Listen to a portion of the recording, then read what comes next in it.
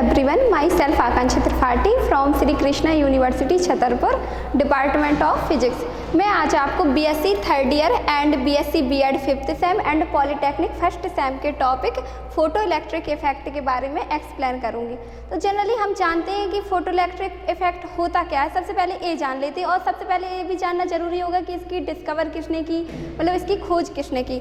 तो सबसे पहले ये बता दें कि इसकी डिस्कवर जो की है वो की है हर्ट्ज ने। हर्ट्ज ने इन्हें सबसे फर्स्टली इसको एक्सप्लेन किया था। फिर इसके बाद हॉलवैक्स आए, हॉलवैक्स ने इसको रिप्रेजेंट किया। हॉलवैक्स ने इसे 1888 में इन्होंने रिप्रेजेंट किया। इन्होंने इसको एक्सपेरिमेंटली फॉर्म में रिप्रेजेंट किया था हॉलवैक्स ने। हॉलवैक्स का नाम मैं यहाँ पे नोट करके बता देती हूँ कि ये साइंटिस्ट थे जिन्होंने 1888 में इसको रिप्रेजेंट किया था। अब सबसे पहले इसके बाद हम चलते हैं इसकी इंट्रोडक्शन की ओर। कि इंट्रोडक्शन तो जनरली आप लोग ये पता ही चलेगा कि किसने दिया, डिस्कवर किसने किया, ये सब चीज़ें हो गई। अब इसकी डेफिनेशन की ओर चलते हैं। तो उसकी फोटो इलेक्ट्रिक इफेक्ट की डेफिनेशन क्या होगी? तो definition of photo electric effect, definition of photo electric effect, photo electric effect. तो इसकी डेफिनेशन जो इस टाइप से आप लोग नोट कर सकते हैं या इसको एक्सप्लेन कर सकते हैं कि the photoelectric effect is the effect of, मतलब कह सकते हैं कि the photoelectric effect is the emission of electron. अब इलेक्ट्रॉन का इमिशन कब होगा? कि when electromagnetic radiation such as lights hits the material. Emitted electron जो यानी इलेक्ट्रॉन जो इमिटेड होंगे, तो इस टाइप से जो इलेक्ट्रॉनों का इमिशन होगा, मतलब कि जब आपकी इलेक्ट्रोमैग्नेटिक रेडिएशन हिट्स की गई मटेरियल पर तब इलेक्ट्रॉनों का इमिशन हुआ, तो इन इलेक्ट्रॉनों को बोला जाएगा फोटो इलेक्ट्रॉन। और ये जो पूरा इफेक्ट है उसको बोला जाएगा, इस फिनोमेना को क्या बोला जाएगा? Photo electric effect. इसको मैं एक शॉर्ट से डायग्राम के थ्रू आपके सामने एक्सप्लेन कर सकती हूँ कि मतलब ये आपकी क्या हो गई, एक मेटल की बॉडी हो गई। मेटल की बॉडी हो गई, इसमें क्या किया गया? इलेक्ट्रॉन इससे इमिट होंगे। इलेक्ट्रॉन इमिट कब होंगे? जब इसमें लाइट इंसिडेंट की गई। मतलब लाइट इंसिडेंट की गई वो किस फॉर्म में होगी? फोटोन के फॉर्म में होगी। और यहाँ से इलेक्ट्रॉनों का इमिशन हो गया। अब ये हो गया किसने, मतलब मैंने सिंपल डायग्राम के थ्रू इसको बता दिया। अब इसके बाद जो हॉलवैक्स थे फिजिसिस्ट, उन्होंने क्या किया? इसको पूरा एक्सपेरिमेंटली फॉर्म में रिप्रेजेंट किया था। तो एक्सपेरिमेंटली फॉर्म में जो रिप्रेजेंट किया था उसका भी उन्होंने एक डायग्राम है, उसको भी मैं अभी आपके सामने एक्सप्लेन करती हूँ। इन्होंने बताया था कि इसमें क्या होता है, एक इवैक्यूएटेड ग्लास बल्ब होता है, यानी निर्वातित कांच का बल्ब रहता है। यहाँ पे हम नोट भी कर देंगे, ये क्या है आपका? Evacuated glass bulb, evacuated glass bulb हो गया। और यहाँ पर ये क्या था? एक जिंक की प्लेट यानी जिंक डिस्क थी। इसको इन्होंने क्या नाम दिया था? एक दूसरी एक धातु की जाली यानी मेटेलिक ग्रिड बोल दिया जाए इसे। दूसरी क्या थी? यहाँ पे एक बी थी, मेटेलिक ग्रिड। इनका कनेक्शन इन्होंने किससे कर दिया था? एक बैटरी के थ्रू कर दिया गया था। और यहाँ पे इनका इन्होंने कनेक्शन एक बैटरी के द्वारा, मतलब जो आपका धारा मापी जैसे यानी गैल्वेनोमीटर से जी से क्या किया था? इनका कनेक्शन कर दिया गया था। यहाँ पर हम यहाँ पे इसके ए एरो बना दिया गैल्वेनोमीटर का, यहाँ पे ए जी बाहर नोट कर दिया और यहाँ पर हमने ये एक बैटरी बना दी। ये हो गया। आप लोगों को ये पता है कि जो बैटरी जो होती है उसमें जो छोटा वाला जो निगेटिव सिरा होता है, निगेटिव साइड का, वो छोटा बनाया जाता है और पॉजिटिव वाला जो रहता है वो हमेशा बड़ा बनाया जाता है। तो यहाँ पर हम शो भी कर सकते हैं कि ए नेगेटिव है, ए पॉजिटिव है। यहाँ पर अब आपका क्या था? यहाँ पे मैंने यहाँ पे नोट कर दिया है, मैं यहाँ की जगह इसको यहाँ पे नोट कर देती हूँ क्योंकि यहाँ पर अभी हमें अल्ट्रावायलेट लाइट जो है वो डालनी है, तो वो भी शो करना जरूरी रहेगा ना। तो यहाँ पे मैं नोट कर देती हूँ पहले कि इवैक्यूएटेड इवैक्यूएटेड ग्लास बल्ब। और आपकी जो जिंक डिस्क थी उस पर क्या था, अल्ट्रावायलेट लाइट डाली गई थी। यहाँ पर हम यानी अल्ट्रावायलेट लाइट यानी परावैंगनी किरणें, तो यहाँ पर हम अल्ट्रावायलेट लाइट भी नोट कर देंगे डायग्राम में। अल्ट्रावायलेट लाइट ये हो गया। अब मतलब इसमें डायग्राम को मैंने ये डायग्राम तो बना दिया, मैं इसको थोड़ा सा एक्सप्लेन भी कर देती हूँ। तो ये डायग्राम जो था हॉलवैक्स के अकॉर्डिंग एक्सपेरिमेंटली अरेंजमेंट था। इसमें क्या था, इवैक्यूएटेड ग्लास बल्ब था, मेटेलिक ग्रिड बी थी एंड जिंक डिस्क ए थी आपकी, और इनका कनेक्शन एक बैटरी के थ्रू गैल्वेनोमीटर यानी धारामापी से कर दिया गया था। अब इन्होंने क्या बोला था कि जब प्रकाश की अनुपस्थिति में यानी in the absence of light, मतलब जब आपकी अल्ट्रावायलेट लाइट नहीं डाली जाती है जिंक डिस्क पर, तो क्या होता है, जो गैल्वेनोमीटर जो होता है उसमें डिफ्लेक्शन यानी विक्षेप क्या होता है, 0 हमें ऑब्टेन होगा यानी 0 प्राप्त होता है। अब इसके बाद जब वो बोल रहे हैं कि जब इसके बाद हमने क्या किया, प्रकाश की उपस्थिति में यानी in the presence of light, मतलब जब आपने अल्ट्रावायलेट लाइट इसमें डाली जिंक डिस्क पर, तो क्या होगा इसमें, और इलेक्ट्रोड बी, साथ में इलेक्ट्रोड बी जो है किस पर है, पॉजिटिव पोटेंशियल यानी धनात्मक विभव पर है, तो आपका गैल्वेनोमीटर में क्या होगा, धारा यानी करंट फ्लो होगी यानी डिफ्लेक्शन हमें ऑब्टेन होगा। ये हो गया आपका पूरा एक्सपेरिमेंटली अरेंजमेंट। अब एक्सपेरिमेंटली अरेंजमेंट के साथ ही इन्होंने क्या बताया था कि कुछ, अब एक्सपेरिमेंट किया तो कुछ रिजल्ट भी निकले होंगे, ये तो सबको पता है।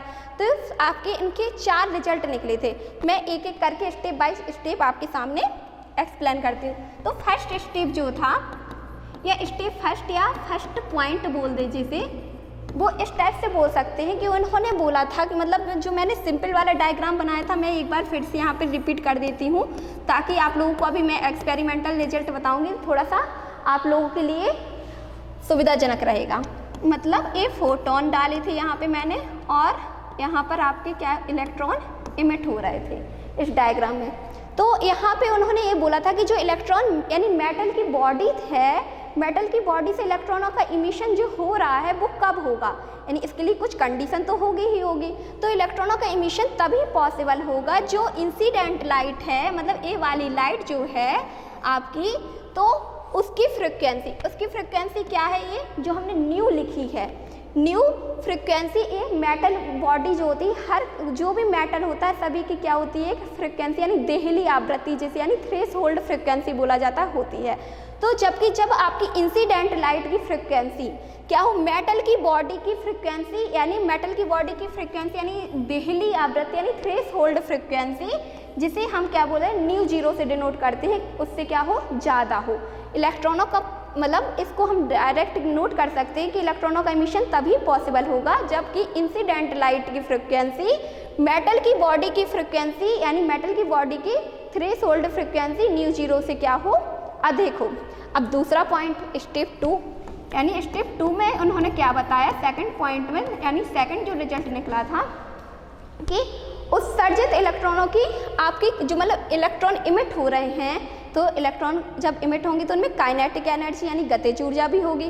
तो जो उत्सर्जित इलेक्ट्रॉनों की वो बोल रहे हैं अधिकतम गतिज ऊर्जा यानी जो इलेक्ट्रॉनों का इमिशन हो रहा है उनकी जो मैक्सिमम काइनेटिक एनर्जी होगी वो किस पर डिपेंड करती है, आवृत्ति पर यानी फ्रिक्वेंसी पर, ना कि तीव्रता पर यानी इंटेंसिटी पर डिपेंड नहीं करती। इसको मैं मैथमेटिकली फॉर्म में भी रिप्रेजेंट करके बता सकती हूँ कि जनरली होता कैसे है। तो ये आप लोगों को पता है कि फोटोन की एनर्जी क्या होती है, E equal to h nu. ये जनरली ए हो गया, ये होती है आपकी फोटोन की एनर्जी। दूसरा रिलेशन भी आप लोगों ने फिजिक्स में पढ़ा है, क्या पढ़ा है, E इक्वल टू mc स्क्वायर। इसे बोला जाता है आइंस्टीन का द्रव्यमान ऊर्जा तुल्यता संबंध यानी मास एनर्जी इक्विवेलेंस रिलेशन। अब इन दोनों की हम क्या करा दें, कंपेयर करा दें, h nu equal to mc स्क्वायर। अब दोनों साइड हम मैथमेटिकली फॉर्म में तो मल्टीप्लाई डिवाइड ये चलता ही है, तो इन दोनों की साइड हम मान लो 1/2 का क्या कर दें, मल्टीप्लाइड कर दें, तो 1/2 एच न्यू और 1/2 mc स्क्वायर। c क्या है आपकी वेलोसिटी ऑफ लाइट यानी प्रकाश की चाल है। इसको हम V से भी रिप्रेजेंट कर सकते हैं या C से भी। तो ये देखोगे आप लोग एक फॉर्मूला किस चीज़ का बन गया, एक फॉर्मूला जो बन गया है वो बन गया है आपका काइनेटिक एनर्जी यानी गतिज ऊर्जा का फॉर्मूला बन गया। अब यहाँ से आप लोग क्या देख रहे हैं कि काइनेटिक एनर्जी किस पे डिपेंड कर रही है, आपकी फ्रिक्वेंसी यानी आवृत्ति पर डिपेंड कर रही। यही तो हमारा सेकंड रिजल्ट निकला था कि काइनेटिक एनर्जी उत्सर्जित इलेक्ट्रॉनों की अधिकतम गतिज ऊर्जा यानी जो इमिट हो रहे हैं इलेक्ट्रॉनों उनकी क्या होती है, काइनेटिक एनर्जी किस पर डिपेंड करती है, फ्रिक्वेंसी पर डिपेंड करती है। ये हो गया आपका सेकंड पॉइंट। अब थर्ड पॉइंट उन्होंने क्या बोला था कि जो उत्सर्जित इलेक्ट्रॉन हो रहे हैं यानी जो इलेक्ट्रॉन इमिट हो रहे हैं उनकी संख्या यानी नंबर किस पर डिपेंड करते हैं, इंसिडेंट लाइट की इंटेंसिटी पर यानी आपतित प्रकाश की तीव्रता पर डिपेंड करते हैं। ये तो जाहिर सी बात है, आप लोगों को सबको पता है कि जितनी ज़्यादा तेज यानी तीव्र लाइट होगी, इंटेंसिटी जितनी ज़्यादा होगी उतनी ही ज़्यादा क्या होंगे, इलेक्ट्रॉन इमिट होंगे। यानी कि उन्होंने बोला कि उत्सर्जित इलेक्ट्रॉनों की संख्या यानी जो इलेक्ट्रॉन इमिट हो रहे हैं उनके नंबर से किस पर डिपेंड करेंगे, इंटेंसिटी पर, ना कि फ्रिक्वेंसी पर यानी आवृत्ति पर। अब चौथा पॉइंट, ये तो आपका थर्ड पॉइंट हो गया, मैंने थर्ड वाला बता दिया, आपका स्टेप थर्ड। अब स्टेप फोर में उन्होंने क्या बोला कि आपकी जो मतलब इंसिडेंट लाइट, उनका कहना था मतलब जैसे ही लाइट डाली तो टाइम बिल्कुल नहीं लगेगा, तुरंत इलेक्ट्रॉन इमिट होने लगेंगे। मतलब आपने लाइट तो डाल दी, अब ऐसा नहीं है कि लाइट डाली तो 2-4 सेकंड कुछ टाइम लगे, 2-4 सेकंड बाद इलेक्ट्रॉन इमिट हो, ऐसा बिल्कुल नहीं होगा। जैसे ही आपने मेटल की बॉडी में इंसिडेंट की लाइट यानी लाइट डाली फोटोन के रूप में, तुरंत ही इलेक्ट्रॉनों का क्या होगा, इमिशन होने लगेगा। ये होगा हमारे चारों पॉइंट। अब इसके बाद अब ये जो टॉपिक है वो किससे रिलेटेड है, आपका क्वांटम मैकेनिक्स से। क्वांटम मैकेनिक्स से ये टॉपिक रिलेटेड है। अब एक क्वेश्चन आता है कि ऐसे क्लासिकल मैकेनिक्स क्यों नहीं बता पाया। आप लोगों को पता है कि फिजिक्स में 2 ब्रांचेस होती हैं, एक क्लासिकल मैकेनिक्स होती है, क्वांटम मैकेनिक्स होती है। तो इस वाले टॉपिक को आखिरकार ऐसी क्या बात थी कि क्लासिकल मैकेनिक्स नहीं बता पाए। तो इसके भी क्या थे, 3 रीजन थे, उनको भी मैं एक एक करके बताती हूँ अभी आपके सामने। उन्होंने 3 रीजन में फर्स्ट जो रीजन था, फर्स्ट रीजन मैं जो बताऊंगी उसमें क्या आपको पता है क्लासिकल मैकेनिक्स किससे रिलेटेड होती है, वेव्स से। तो वेव थ्योरी से के अकॉर्डिंग उन्होंने क्या बोला था कि आपकी जो लाइट होती है वो बोल रहे हैं कि जैसे ही मतलब इंसिडेंट लाइट रहेगी, जो हम मतलब इस डायग्राम में डाल रहे थे यहाँ पर, जो इंसिडेंट लाइट रहेगी इसकी क्या होगी, इंटेंसिटी यानी वो बोल रहा है कि तीव्रता बढ़ाएंगे तो क्या होगा, जो वेव डाली उसका क्या होगा, एम्पलीट्यूड यानी आयाम बढ़ेगा। फिजिक्स में एक रिलेशन ये भी होता है कि I is proportional to A²। I क्या है, इंटेंसिटी है, A क्या है, एम्पलीट्यूड है, यानी तीव्रता किसके अनुक्रमानुपाती होता है, आयाम के। अब ये डायग्राम हो गया, ये डायग्राम के अकॉर्डिंग भी मैंने बता दी, ये आपको इक्वेशन बता दी। तो I किसके प्रोपोर्शनल हो गया, A के, यानी इंटेंसिटी बढ़ेगी तो एम्पलीट्यूड बढ़ेगा, और जब एम्पलीट्यूड बढ़ेगा तो वेव्स की क्या होगी, एनर्जी भी बढ़ेगी। जब वेव्स की एनर्जी बढ़ेगी तो यहाँ से जो इलेक्ट्रॉन इमिट हो रहे हैं, मतलब जब इंसिडेंट लाइट की एनर्जी बढ़ रही है तो जो इलेक्ट्रॉन इमिट होंगी उनकी भी क्या बढ़ेगी, एनर्जी बढ़ेगी, यानी गतिज ऊर्जा जो आपकी काइनेटिक एनर्जी है वो बढ़ेगी। अब यहाँ पे आपका प्रायोगिक निष्कर्ष के विपरीत हो गया ना, यानी क्योंकि एक्सपेरिमेंटल रिजल्ट यहाँ पे फेल हो गया। क्यों हो गया, क्योंकि हमने पहले फर्स्ट आपका एक्सपेरिमेंटल रिजल्ट में फर्स्ट पॉइंट में क्या बताया था कि आपकी काइनेटिक एनर्जी जो होती है वो किस पर डिपेंड करती है, फ्रिक्वेंसी पर। ये मैंने आपको अभी प्रूफ करके भी बताया था, तो ये हमारा फेल हो गया। अब सेकंड पॉइंट में क्या बोला गया कि यदि हम मान लो जो लाइट है, इंसिडेंट लाइट है, उसकी तीव्रता यानी इंटेंसिटी इतनी बढ़ा दें कि वो जो मेटल की बॉडी के अंदर से इलेक्ट्रॉनों को बाहर निकलने के लिए सफिशिएंट एनर्जी यानी पर्याप्त ऊर्जा दे सके, तो ये भी हमारा प्रायोगिक निष्कर्ष के विपरीत हो गया, ये भी हमारे एक्सपेरिमेंटल रिजल्ट के से फेल हो गया। क्यों हो गया, क्योंकि हमने सेकंड पॉइंट में क्या बताया था कि इलेक्ट्रॉनों का इमिशन तभी पॉसिबल होगा जबकि इंसिडेंट लाइट की फ्रिक्वेंसी मेटलिक बॉडी की थ्रेशोल्ड फ्रिक्वेंसी यानी ν0 से ज़्यादा हो। इंटेंसिटी से कुछ लेना देना इसका भी नहीं रहेगा।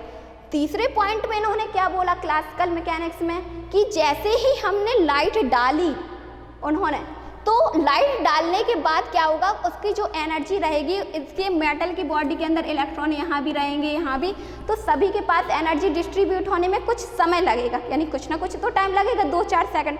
फिर उसके बाद इलेक्ट्रॉनों का इमिशन पॉसिबल होगा। ये किसने कहा? क्लासिकल मैकेनिक्स ने, है ना।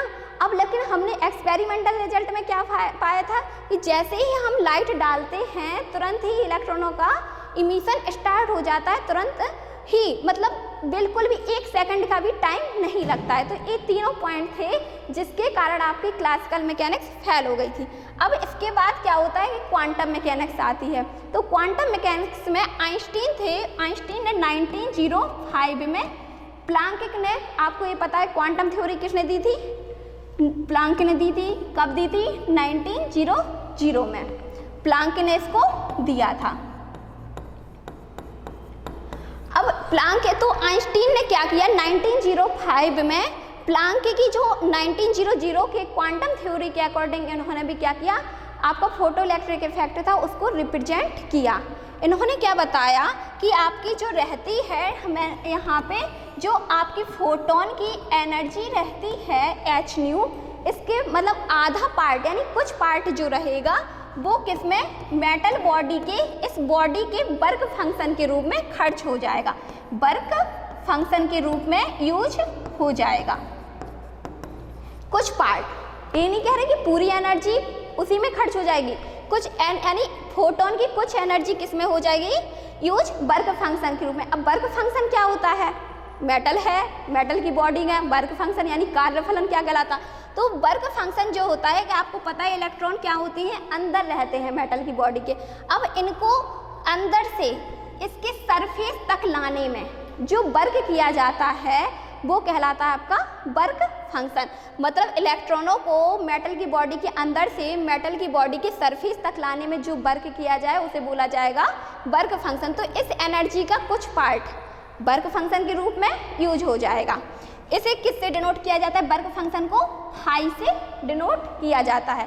अब वो बोल रहे हैं कि यदि मान लो मेटेलिक बॉडी की थ्रेशोल्ड फ्रीक्वेंसी यानी देहली आवृत्ति क्या हो? ν0 हो, तो इसका वर्क फंक्शन क्या निकलेगा? h ν0। अब वो बोल रहे हैं कि आधा पार्ट इसमें खर्च हो गया था, आधा पार्ट किस में खर्च होगा? तो जो बचा हुआ पार्ट रहेगा, तो इलेक्ट्रॉन यहाँ तक तो आ गए, यहाँ से बाहर निकलने में उनके बाहर निकलेंगे तो उनके पास क्या होगी? काइनेटिक एनर्जी विद्युत रहती इलेक्ट्रॉन के। तो आधा जो बचा हुआ पार्ट था वो किसके रूप में खर्च हो जाएगा? काइनेटिक एनर्जी के रूप में यूज हो जाएगा। आधी जो एनर्जी थी यूज किस में हो गई? वर्क फंक्शन के रूप में हो गई, और जो बची हुई एनर्जी थी वो इलेक्ट्रॉन की काइनेटिक एनर्जी के रूप में भी यूज हो गई। मतलब E के बराबर हम लिख सकते हैं 1/2 mv²। अब जो आपका एनर्जी कंजर्वेशन लॉ होता है तो हम उससे बताते हैं कि फ्रॉम एनर्जी कंजर्वेशन लॉ, पहला फर्स्ट पॉइंट हमारा क्या निकला? फाई बराबर h ν0, और सेकंड क्या निकला? काइनेटिक एनर्जी का 1/2 mv²। अब from energy conservation law, from energy conservation law, इसके अकॉर्डिंग आपकी फोटोन की एनर्जी कितनी थी? टोटल जो हम डाल रहे थे वो h न्यू थी। तो h न्यू, यहाँ हम चाहें तो नोट भी कर सकते हैं कि इंसिडेंट जो फोटोन रहेगा तो उसकी एनर्जी यानी आपतित फोटोन की ऊर्जा, एनर्जी ऑफ इंसिडेंट फोटोन किसके बराबर रहेगा?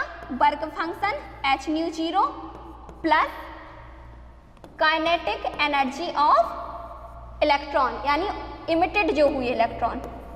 यहाँ पे लिख भी दो चाहे, और चाहे मैंने बता तो दिया ही आप लोगों के सामने कि ये क्या है? h न्यू क्या है? फोटोन जो डाली गई लाइट। h ν0 क्या है? मेटेलिक बॉडी का वर्क फंक्शन। 1/2 mv² क्या है? आपका जो इलेक्ट्रॉन इमिट हुए उनकी काइनेटिक एनर्जी है। अब इसको हम सॉल्व करें, h nu minus h ν0 equal to 1/2 mv²। अब इसके बाद h हम कॉमन ले लें, new minus ν0 equal to 1/2 mv²। ये जो हमारी इक्वेशन आई इसे बोला जाता है आइंस्टीन का प्रकाश विद्युत समीकरण यानी फोटो इलेक्ट्रिक इक्वेशन। तो this is topic my complete and thank you so much.